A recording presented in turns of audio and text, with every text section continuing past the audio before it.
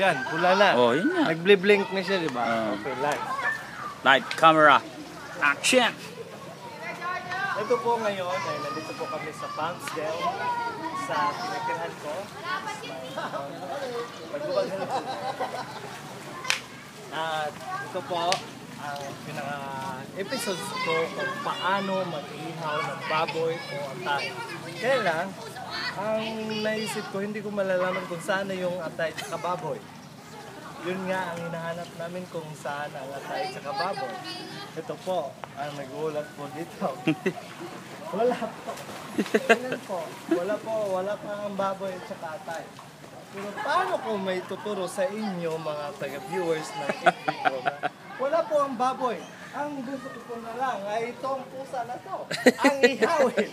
Dahil wala pong baboy at atay, ang pusa ang ihawin. Ito po. At tinanap ko sa si Losito po ang may responsibilidad kung saan ang baboy at atay ay kailangan po namin malaman kung saan